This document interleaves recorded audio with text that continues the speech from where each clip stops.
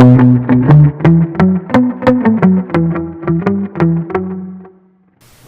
to Faith in the 806. We are here at the intersection of daily life and the kingdom of God. We know that our lives are both daily and divine, both holy and ordinary. Thanks for joining the conversation.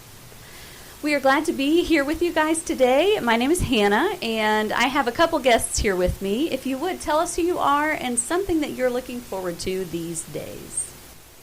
All right, well, my name is Mick Beesbore, and I'm looking forward to the holidays for this reason. I get to have both my kids under the same roof, and so our son will be back from college, so we're excited about that. This is the first kind of long break that we'll get to spend with him. Awesome. Yeah, that's great. I am Richard Beck. I'm looking forward to going to my family's house in Pennsylvania. That's where I grew up, in Pennsylvania, and sometimes we'll catch a white Christmas up there. Ooh. So, yeah, we get to be snow tourists a little bit, so I'm looking forward to possibly, we'll see. We'll see what the forecast says. Oh, that sounds lovely. Hannah, you being from Panhandle, did what we have last week, would you consider that snow? Kind of, yes, because you can see it. Yeah. On the roofs, you can see it. We've had a few white Christmases here, and then we have Christmases that are, 70s, which is different. Yeah, only in Amarillo, yeah. Yeah, so this podcast is Faith in the 806. So, Richard, how much time have you spent in Amarillo? Very little. Less than 24 hours. Mainly, I've driven through it on the way from Abilene, where I live, to Colorado. But I came in last night and looked around and saw places I wanted to see. I saw some very big Texas Western store. Yeah. South of town, close to where the Buc-ee's is. And yes. What was that? Oh, he's talking about the Big Texan. Yeah, the Big Texan. What is that? Oh, it's like a restaurant. Oh, yeah, it's probably one of the most famous attractions in Amarillo. Okay. Yeah, you can try to eat a 72-ounce steak with a baked potato and sides for a certain amount of time, and if you eat it all, then you get it for free. We've had competitive eaters come to Amarillo to try to win this challenge. Well, I was already intrigued, right? I'm glad I saw that highlight. And you drove by our new Buc-ee's. Oh, was that brand new? Oh, yeah. Yeah. Mm-hmm. Yeah, I feel like we're official now. Yeah. We're the first Buc-ee's if you're coming in from the Midwest or from North or something. Like, that's your first experience with the Buc-ee's in Texas. You go to the hill country, they're everywhere. Yeah, it's a southern Texas thing, so it's good to see one so far north, yeah. Exciting. Oh, you also were downtown Amarillo, right? Yeah, correct. Did you see the Sod Poodles baseball stadium? I don't think I saw that. Oh, man. You should check that out before you head out. It's actually pretty cool. Okay. The ballpark's been, around for, only a few years? Yeah, maybe 4 or 5 years. This is a minor league team? Yeah. Okay. Double A, and the city loves it. That's the best form of baseball, I think. I agree. Minor leagues, yeah. Oh, and Double A is great because Double A is kind of that area where they have a lot of the young college and or young recruits, and they're all upcoming. They've been recruited by the MLB, so the quality is fun. It's just fun. Yeah. It is pretty fun. Well, and there's some controversy around the name Sod Poodles. I think they made it up. I've asked people who were born and raised in Texas. What's another name for a Sod Poodle? It's a prairie dog. Oh, yeah, those little cute little furry things. So Sod Poodle, they made it up. But it's brilliant. That's a brilliant marketing scheme because it's the only thing that comes up when you Google Sod Poodles. So it's actually real smart. Market on it. Yeah. Coming from somebody who does marketing. So. That's right. So what has been on your mind lately? Something you're seeing, reading, or learning? Well, not to jump too quickly into The Shape of Joy, but there's an area that Richard, you talk about regarding loneliness. And I've read a few other books lately that are talking about this as well. I saw an article, I think by Gallup, specifically talking about loneliness among young men and how loneliness is a problem anyways, but America is, among rich countries, is one of the leading countries, if not the leading countries on loneliness, specifically even related to men between ages 18 and probably early 30s. I don't remember the exact age group. So I guess I kind of wanted to talk about that a little bit, and what are the implications of loneliness in our society today? Because I have 2 kids, but my son, who obviously he's a young man, he's trying to find himself and his identity, and those numbers concern me, and I think I see it, and I think I know it's true, but I don't know what to do about it. Yeah, that's similar to the things I've been thinking about as well. I'm a college professor, and so the mental health, spiritual health of young people is like always in front of me. And I've seen that as well among young college-age men, and just the broader mental health crisis. And there's some people call it the crisis of meaning, where our culture is looking for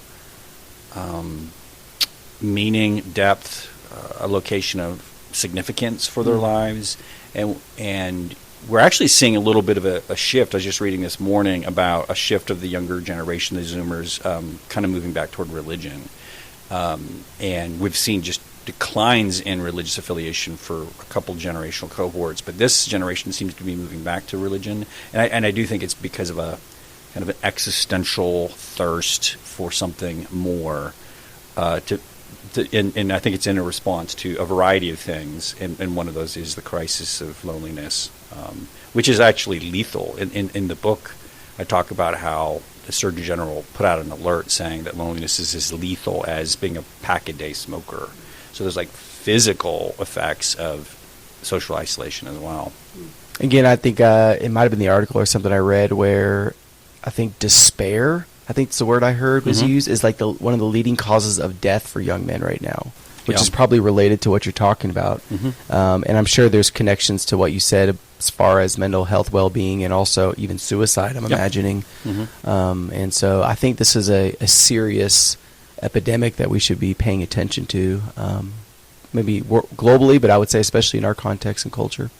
Yeah, there's been a decrease in life expectancy in America. So for, again, generational cohort after generational cohort, Americans have been living longer and longer, but we've seen a downtick in it, and it's because of the rise of what are called deaths of despair, deaths due to suicide, overdose, or chronic liver disease due to alcoholism. Wow. And so people are like literally dying of hopelessness at this point. So you're a professor of psychology, correct? So I've been reading more about church history in the last year or so, and there was a point in time where the priority became knowledge, getting all the facts right. I feel like that's how I was raised to read the Bible, is to get the facts. And I feel like the byproduct of that is that we've in large part ignored the other aspects of being a human, of what it is to be human, which kind of speaks to some of what we've already said. So as a professor of psychology, would you tell us your thoughts about the connection between psychology and faith? Yeah, no, that's a vast conversation. And some of that conversation has been antagonistic. I think there are certain sectors of Christianity that have viewed psychology with a degree of suspicion. And I think a lot of that is due to just the view of human nature. Most religious traditions, Christian traditions, are going to have some theology of sinfulness or brokenness, and thus be very skeptical about any sort of journey into health or well-being that would be just due to one's own self-effort. So skeptical about even the possibility of self-help or self-actualization, where psychology, typically in therapeutic context, is going to assume a degree of capacity in your client. You know, we are able to make good decisions. We are able to shape ourselves well. And so there's a higher view of human potentiality that might be described as more like humanistic. And so because of that, just different view of like a more pessimistic view of human persons needing a savior versus kind of a therapeutic perspective that suggests that people are worthy and capacity just on their own right. Right there, you're already seeing some frictions between kind of a faith-based and a kind of more therapeutic approach to human persons. That said, you know, as pastors and churches are trying to reach people who are suffering from the mental health crisis that we've just been describing, it's really hard not to think about embodiment. It's really hard not to think about genetic predispositions to mental illness. It's really hard not to think about neuroanatomy and the effectiveness of medication, psychopharmacology, or also just practices and habits and behaviors. And so I do think the mental health crisis is putting the body and the brain and the mind back on our radar screen, where I think in Christian context, it's going to be a little bit more dualistic. There's a body, and it's almost just a unfortunate add-on, because everything else is due to the soul or the spirit. And that the spirit has this amazing, almost miraculous capacity to kind of make the body do what it wants to do. So even if you have predispositions for mental illness, let's say it runs in the family, or you have brain chemistry issues, that yes, somehow this is because it's mental, it's spiritual, and the soul can just override all of that. And I think we're seeing the pastoral classes, church people kind of realize that maybe the body needs to be cared for, to give the spirit a capacity to kind of make better choices. And so from my perspective, I see the mental health crisis as kind of putting the body and the brain back on our radar screen when we think about wellness holistically, and that to go to therapy or to seek a prescription for chronic or stubborn mental health issue isn't necessarily a spiritual failure, but helping. But these are gifts that God has given us to help our bodies and our souls work synergistically and compatibly. So that's one take on that. I was thinking about our conversation even before this morning's podcast, and you are tell us a little bit about the Sanders Center and kind of what that is, because it sounds like there's some things even as far as flourishing. I know you have a background in positive psychology. Mm-hmm. Do you feel like there's something there in the specific background that you're doing that you think could help us navigate through some of this, the intersection of faith and psychology? Yeah. So I'm a professor of psychology at Abilene Christian University, and I'm the senior fellow of the Sanders Center for Joy and Human Flourishing, and that the joy and human flourishing comes out of what has been called positive psychology. So about 30 years ago, psychologists said we know a lot about mental illness and its treatment, its diagnosis, and its assessment, but what if we took our scientific, empirical attention and focused on the positive sides? Happiness, joy, well-being, flourishing. And a lot of that work over the last 3 decades has trickled out into the wellness culture. So I think a lot of people know that they should practice gratitude. I think a lot of people know that they wonder and awe right now are big things, and so we know that it's good to be outside. So we were supposed to go out there and touch grass, get out of our heads, get off our screens, go ahead and touch grass. So there's a lot of that work has already hit the kind of broad wellness culture. But for my part, though, when we're thinking about the mental health crisis, I do think the fruits of positive psychology have been painting a broader picture about what happiness and joy looks like and how it's achieved. And it really does involve a conversation about transcendence, about being in a connection with and in a relationship with a reality greater and other than your own, being kind of pulled out of yourself into a relationship with the world. Now, obviously, for spiritual people, we believe transcendence is personal, that it's not just a relationship with the cosmos or the universe, but there is a personal relationship with reality. And we also believe that reality comes into view. We're here at Christmas time when we're recording this, right? Comes into view in the life of Jesus Christ. And so there are some faith claims there. Regardless, just the empirical science of positive psychology is just kind of pointing towards spirituality as a resource for our mental health journey. And I think it's kind of been one of the best kept secrets in psychology. We've known for a generation or two that spirituality, religiosity, religious attendance are correlated with better well-being. But psychology, before positive psychology, had been pretty secular. And so that was kind of a not very discussed data point. But I think with the fruits of positive psychology, that it's become undeniable. And so psychologists are taking faith and spirituality more seriously as a mental health resource. So you're here in Amarillo with us to talk about The Shape of Joy, and that is your newest book, correct? there's several quotes in there that kind of caught my attention that I kind of wanted to Yeah, shout okay. out a little bit. One of them was that our brains are more attuned to negative comments than positive comments. Why is that, and what do we do about that? Well, I mean, you can argue from an adaptive perspective, threat is more salient and acute for survival than positivity. So the way I would describe it to my students is your brain is adapted to keep you safe rather than happy. And so we're more focused on threat and being hypersensitive to threat because that'll keep you safe. That'll help you survive.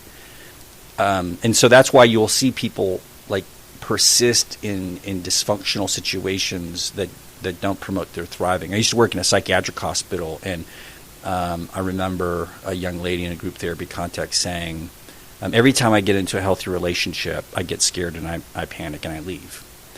And so she could never push through that healthy relationship because it was unpredictable. And so the brain craves predictability. Even an unhappy predictability is the brain will prefer than an unpredictable, potentially future like happiness. Because even though this is dysfunctional, I know this world, I can navigate it, and that's what the brain really wants. So that's one of the reasons why the brain's more attuned to negative feedback, because those will be perceived as threats. Those are most immediately relevant, and so we linger there in many ways.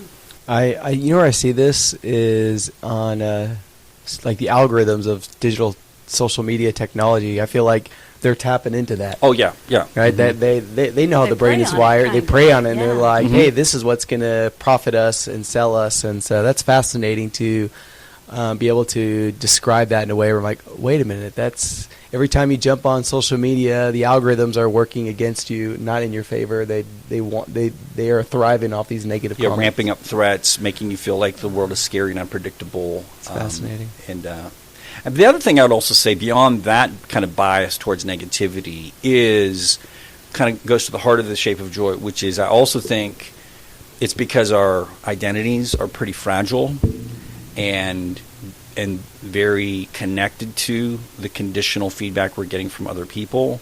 And so if I'm getting negative feedback or criticism from a peer group, let's say you're a young person and somebody makes fun of the way you're dressed, or we're in a marital relationship and a spouse makes a criticism, or we're in a workplace and our bosses, make a negative comment, that sensitivity to criticism is also revealing kind of an underlying fragility in our identities and our ego. And so I would argue that's a piece of this too. It's not just being wired toward safety and threat. It's also, I think, and this is the big theme, the shape of joy, the way we've constructed our egos have made us hypersensitive to criticisms. That's good. I wish we could keep talking, but we have a time limit here. Okay. So as we wrap up, what's something that we need to be paying attention to in our lives and in our churches? Well, one of the things I want to talk about today in the Faith Forum is that I think there is this kind of goes back to the idea of a issue of embodiment and knowledge, is one of the things I want to talk about today is how so much of the New Testament is focused on our emotional lives. So if we're just using joy, right? Paul gives this in the book of Philippians to rejoice. Yeah. It's an imperative. It's a command.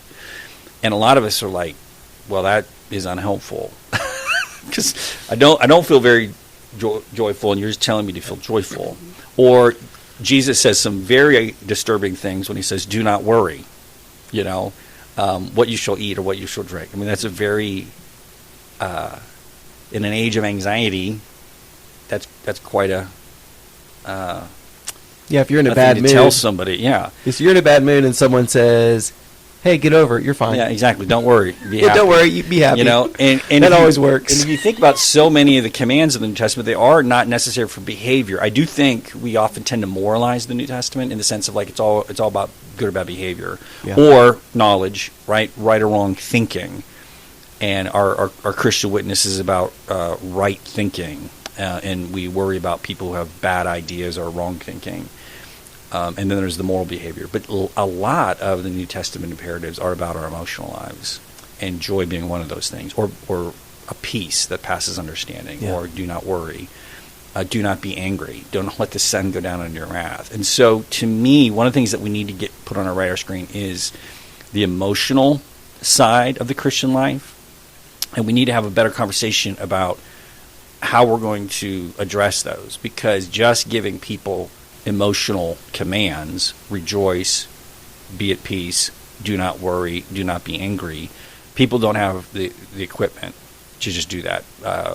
Changing our emotional life isn't an act of the will. So I think there are practices and habits that we can cultivate where we can feel disposed to have more joy, or disposed to have more peace, or disposed to have more wonder or awe, or disposed to have more gratitude. And I think practicing those emotional dispositions allows us to kind of comply or step into the abundant life that Jesus wants us to have. So we're just not telling people, don't worry, be happy. We are saying, how can we practice through embodied sorts of habits, a way that I can bring more of that peace or more of that joy and wonder into my life. I love how you say a joy not because of life circumstances, but I think you use the word regardless. Yeah, a joy regardless of life circumstances. So not joy is like just a happiness or a pleasure, but a durable joy that kind of carries you through the worst times of life. Yeah. I love that. Mm-hmm. Thank you so much for being here. I've loved what you've had to say. I wish we could chat longer. But for those of you listening, Richard has many books that he's written. We were talking about titles earlier. What are some of the titles of your books? Some of my titles. So I have a book called Reviving Old Scratch, Demons and the Devil for Doubters and the Disenchanted. That's quite a title. I love that. I wrote a book about Johnny Cash called Trains, Jesus, and Murder, the Gospel according to Johnny Cash. A book about Christian hospitality called Stranger God, Meeting Jesus in Disguise. Yep. And I have a book coming out this spring called The Book of Love, A Better Way to Read the Bible. So those are some of the titles. I love that. Mm-hmm. So if people want to find you, you write a Substack, right? Yeah, you can find me on Substack at Richard Beck, Experimental Theology. I've been writing, you can find it on a blog I've been writing since 2007. And the books can be found on Amazon or Bookshop or any sort of online retailer. Awesome. Mm-hmm. Well, thank you so much for being with us, Richard and Mick, and we hope you guys have a great day. Thank you.